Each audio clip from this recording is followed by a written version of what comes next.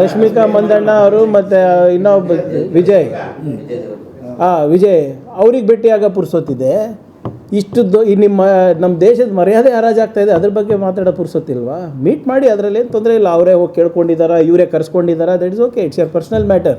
But as prime minister of India, I will deeply appreciate your concern on the current crisis than going wishing for marriage. ನಾಳೆ ನೋಡಿ ಮತ್ತೆ ನಿನ್ನೆ ಸೆಮಿಫೈನಲಿಗೆ wish ಮಾಡಿದ್ರು, ಅದಕ್ಕೆ ಪುರ್ಸೊತ್ತಿದೆ. ನಾಳೆ final ಇದೆ, ಆಲ್ ದ ಬೆಸ್ಟ್ ಅಂತಾರೆ ಬೆಳಿಗ್ಗೆ. ನೋಡ್ರಿ ನೀವು, ಒಳ್ಳೇದು, ಗೆಲ್ಬೋದು. ಅವ್ರು ಕಾಲಿಟ್ಟಾಗೆಲ್ಲ ನಾವು ಸೋತೀವಿ. ಇದು ನಾನು ಹೇಳ್ತಾ ಇಲ್ಲಪ್ಪ, ಅಂಕಿಅಂಶ ನೋಡ್ರಿ, ಎಕ್ಸಾಂಪಲ್ ಅಲ್ಲ, ಡೇಟಾ ನೋಡ್ರಿ ಸರ್. ನಾವು ಯಾವತ್ತೂ without data I will not speak. ಅವ್ರ ಮ್ಯಾಚ್ ನೋಡಿದಾಗೆಲ್ಲ ಸೋತೀವಿ. ಆ ದೊಡ್ಡ ಸ್ಟೇಡಿಯಮ್ನಲ್ಲಿ ಇವಾಗ ಸರ್ದಾರ್ ಪಟೇಲ್ ಹೆಸರು ತೆಗೆದ್ಬಿಟ್ಟು ಅವ್ರ ಹೆಸರು ಇಟ್ಕೊಂಡ್ರು. ಆವಾಗ ಗೇಮ್ ಚೇಂಜ್ ಆಗಿಲ್ಲ, ಬರೀ ನೇಮ್ ಚೇಂಜ್ ಆಗ್ಯದ. ಹೌದು ಸರ್, ನಮ್ಗೆ ನಾಚಿಕೆ ಬರಲ್ವಾ?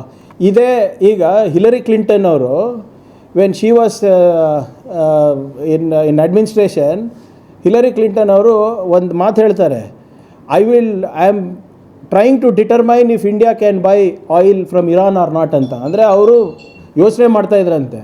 ಮನಮೋಹನ್ ಸಿಂಗ್ ಅವರು ಸೀದಾ ಹೇಳ್ತಾರೆ, ಅದು ನನ್ನ ವ್ಯಾಪ್ತಿಗೆ ಬರೋದು, ನಿಮ್ಮ ವ್ಯಾಪ್ತಿಗೆ ಬರೋದಲ್ಲ, ನಿರ್ಧಾರ ನಾನು ತೊಗೊತೀನಿ, ನೀವಲ್ಲ ಅಂತ ಮನಮೋಹನ್ ಸಿಂಗ್ ಅವರು ಹೇಳ್ತಾರೆ.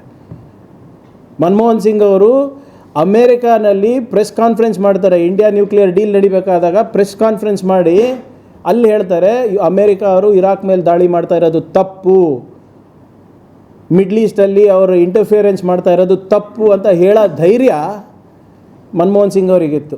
ಇಂದಿರಾ ಗಾಂಧಿ ಅವರು ಅಮೇರಿಕಾ ಪ್ರೆಸಿಡೆಂಟ್ ಬಗಲಾಗಿ ಇಟ್ಕೊಂಡು ಅವ್ರು ಹೇಳ್ತಾರೆ, ನಮ್ಮ ವಿದೇಶಾಂಗ ನೀತಿ ಜವಾಬ್ದಾರಿ ನಂದಿದೆ, ನಿಮ್ಮ ಹತ್ರ ಕಲಿಯೋದೇನಿಲ್ಲ ಅಂತ ಪಕ್ಕದಲ್ಲಿ ಕೂತ್ಕೊಂಡು ರಿಚರ್ಡ್ ನಿಕ್ಸನ್ ಜೊತೆ ಪಕ್ಕದಲ್ಲಿ ಕೂತ್ಕೊಂಡು ಹೇಳ್ತಾರೆ. ಆ ಧೈರ್ಯ ಇದೆಯಾ ಮೋದಿಯವರಿಗೆ?